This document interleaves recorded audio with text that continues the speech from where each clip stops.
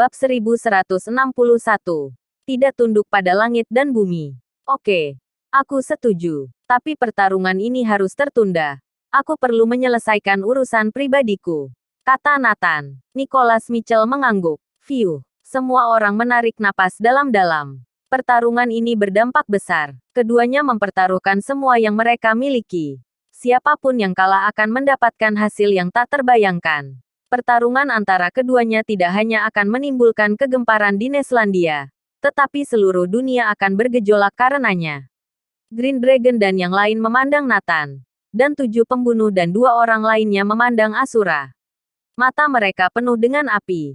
Mereka semua berharap pemimpin mereka masing-masing akan memenangkan pertarungan ini. Tetapi semua orang tahu bahwa kedua belah pihak terlalu kuat. Tidak ada yang tahu hasil pastinya. Setelah pergi, tentara penghancur bertanya, "Tuan, seberapa yakin Anda?" 50%. Nicholas Mitchell berpikir lama dan memberikan jawaban.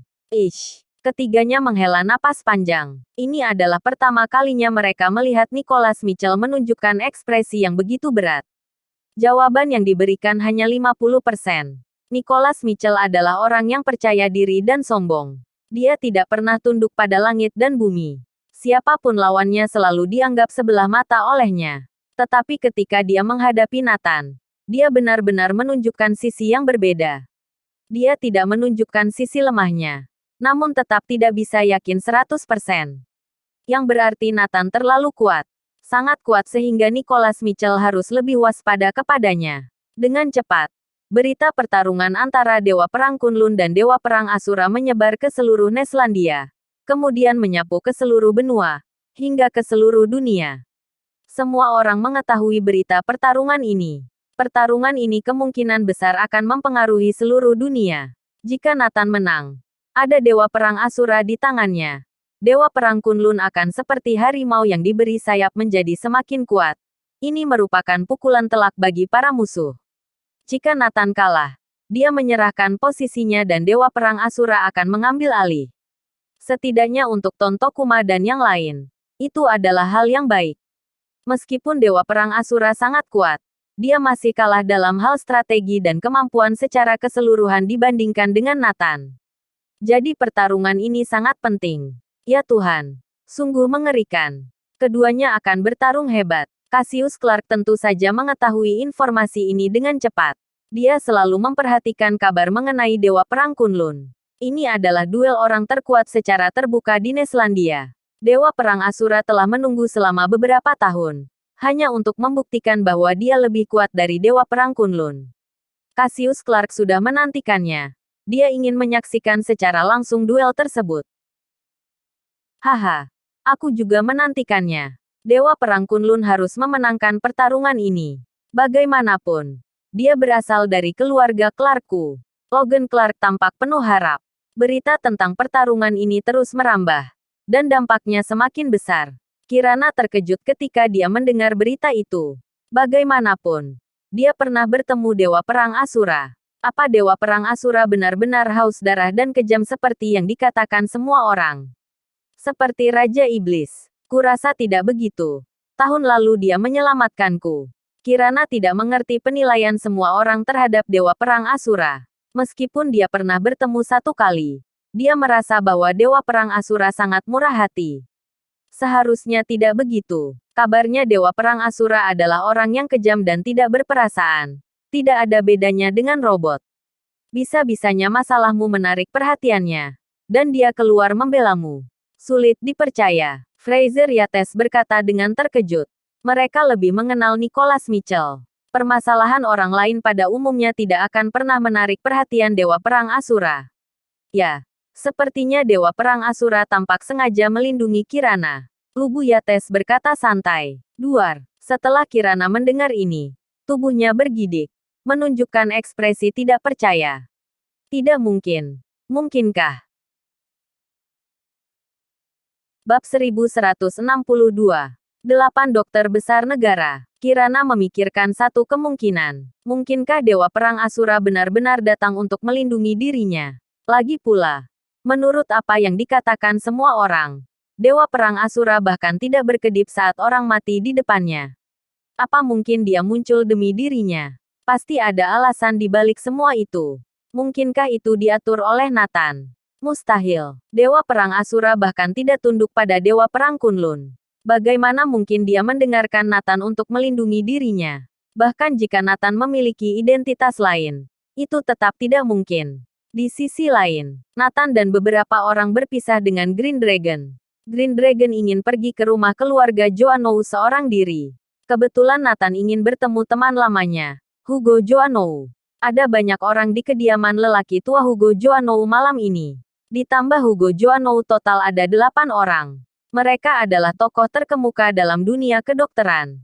8 orang ini adalah 8 dokter besar terkenal di Neslandia. 8 orang ini adalah orang tertinggi dalam berbagai bidang kedokteran. Dari ahli pengobatan modern hingga ahli pengobatan tradisional. Ketika Nathan muncul, Hugo Joannou sangat terkejut. Dia dengan cepat mengundang Nathan ke dalam rumah. Pertama-tama, memperkenalkan identitas Nathan kepada semua orang. 7 orang lainnya sangat terkejut. Ternyata mereka bertemu dengan Dewa Perang Kunlun. Ini adalah Dewa Jarum Abdi Frazier. Ini Kerry Adams, Raja Obat. Hugo Joannou memperkenalkan mereka satu persatu. Mereka semua adalah dokter negara terbaik di Neslandia. Dokter-dokter terhebat dari pengobatan modern maupun tradisional. Mereka adalah permata Neslandia. Nathan berkata dengan hormat. Nathan memberi hormat pada para senior. Jangan. Dewa Perang Kunlun. Semua orang segera berdiri. Baru-baru ini ada konferensi medis yang diadakan setiap 4 tahun sekali di Gandala. Jadi teman-teman lamaku bisa berkumpul bersama. Jika tidak, mungkin kesempatan seperti ini tidak akan terjadi. Hugo Joannou tertawa. Menjelaskan mengapa begitu banyak dari mereka ada di sini. Kalau begitu aku sangat beruntung. Pertama kali datang ke Gandala. Bisa bertemu 8 dokter negara. Nathan tampak tulus. Berhadapan dengan para senior, dia selalu bersikap hormat. Sekarang orang-orang hidup dalam damai dan bahagia. Serta kemakmuran Neslandia tidak dapat dipisahkan dari para pengorbanan orang-orang ini. Sangat beruntung memiliki mereka. Mereka berbicara banyak hal. Nathan juga mendapat banyak ilmu. Lagi pula, dia tahu sedikit tentang medis. Dengan senang hati Teron Kuiper selalu mengajarinya. Hanya saja dia tidak punya waktu untuk mempelajarinya. Di sisi lain, Green Dragon berdiri di depan sebuah rumah kuno. Hampir 10 tahun telah berlalu. Dia akhirnya pulang. Namun, keluarga ini telah memberinya terlalu banyak luka. Pertama, posisi kepala keluarganya diambil. Kemudian tunangannya berkhianat dan berbalik menikahi saudaranya. Pada akhirnya, dia terpaksa menjalani hukuman 20 tahun penjara menggantikan saudaranya. Kata-kata tunangannya dulu seperti pisau bergema di telinganya. Laci hanya layak untuk pria yang terhebat. Dan itu bukan dia. Dia tidak akan pernah bisa mengejar keberhasilan Aidin Joannou dalam hidupnya. Dia tidak bisa melupakan adegan ketika tunangannya Laci Sehan jatuh ke pelukan Aidin Joannou. Dia tidak bisa melupakan adegan ketika dia dikirim ke mobil tahanan oleh keluarga Joannou. Setelah beberapa tahun di penjara, tidak ada seorang pun dari keluarga Joannou yang datang mengunjunginya. Aidin Joannou yang seharusnya dipenjara. Namun, dia terus duduk dengan kokoh di urutan teratas peringkat tuan muda, ditemani oleh wanita cantik. Krak-krak. Mengingat semua hal tersebut, Green Dragon mengepalkan tinjunya hingga menimbulkan suara retakan. Hari ini, aku kembali. Kalian para manusia jalang, tunggu saja. Aidin Joannou. Kamu bukan lagi mimpi buruk yang kutakuti. Aku di sini untuk menantangmu. Dengan wajah sangar, Green Dragon berjalan menuju pintu gerbang selangkah demi langkah. Bang bang bang. Green Dragon menggedor pintu dengan keras.